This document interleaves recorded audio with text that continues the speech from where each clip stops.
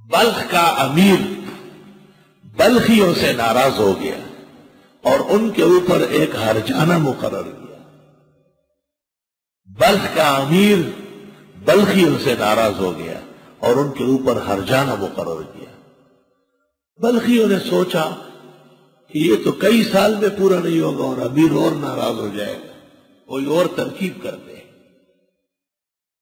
ان کو پتہ چلا کہ ہرات کے اندر ایک سخی خاتون ہے اور وہ کسی کو خالی ہاتھ جانے نہیں دیتی۔ اس زمانے کے چندے والے مولوی نہیں گئے ہوں گے ورنہ وہ غریب بھی تنگ آیا۔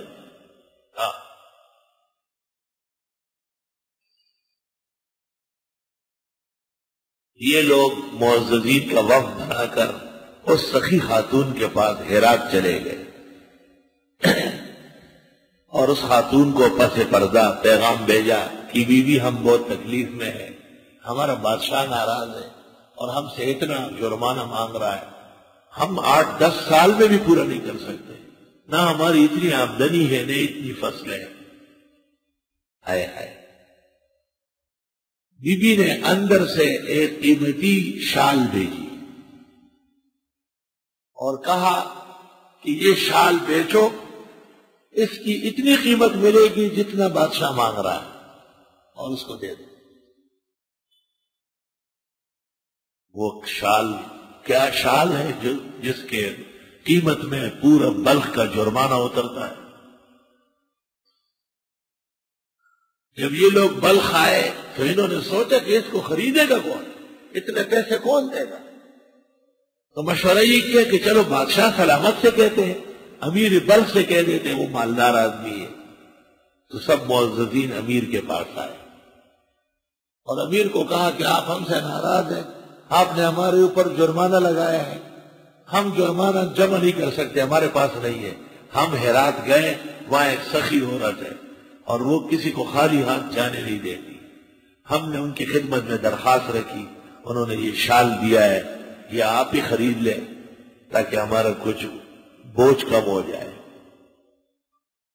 امیر بلخ کو غیرت آئی، اوہو، عورت ہو کر کے اتنی سخی ہے کہ وہ لوگوں کے بادشاہوں کے جرمانے اتارتی ہے۔ تو اس نے کہا میں نے معاف کر دیا ہے، میں شال نہیں لیتا، میں نے معاف کر دیا ہے، بس جرمانہ ختم ہے اور میں شال نہیں خریدتا۔ کیسے دیانتدار لوگ تھے۔ تو بلخی دوبارہ بی بی کے پاس آئے کہ بی بی آپ کے شال اور آپ کے اخلاص کی برکت سے ہمارا امیر راضی ہو گیا اور اس نے ہم کو معاف کر لیا، مہربانی کر کے آپ اپنا شال لے لیں، قیمتی شال۔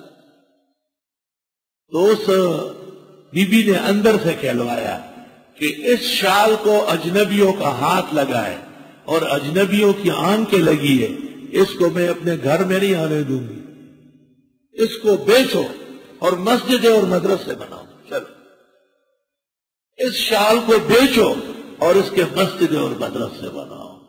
اس لیے ہرات کے آس پاس بڑی بڑی مساجد، قدیم مدارس، یہ تو بہت بڑا زوال آیا وہاں اور پورا ملک تہ و بالا ہو گیا۔ الرحلہ کے اندر ابن بطوطہ نے یہ واقعہ ان کا نقل کیا ہے، وَمِمَّا رَزَقْنَاهُمْ يُنْفِقُونَ، اور ان چیزوں میں سے کہ ہم ان کو دے چکے ہیں خرچ کرتے ہیں، کیونکہ صلاۃ کے بعد زکوٰۃ فرض ہوتی ہے اور عام طور پر انفقوا مما رزقناکم کا مصداق زکوٰۃ ہوتا ہے، اس واسطے علماء کرام نے یہاں زکوٰۃ کے ساتھ تفسیر کی۔ وَمِمَّا رَزَقْنَاهُمْ يُنْفِقُونَ، خیر کے کام میں جو خرچ ہوگا وہ مراد ہے۔ مولوی احمد رضا خان صاحب کا جو مفسر ہے نعیم الدین مراد آبادی، اس کو بہت جلدی تھی بریلیت ثابت کرنے کی، تو یہاں چٹ پٹ لکھ دیا، اس سے تیجا، چیلم، برسی، عرس شریف سب کچھ ثابت ہو گیا، سب کچھ جو ثابت نہیں ہونا تھا وہ بھی ثابت ہو ہی گیا، آج ثابت ہو گیا۔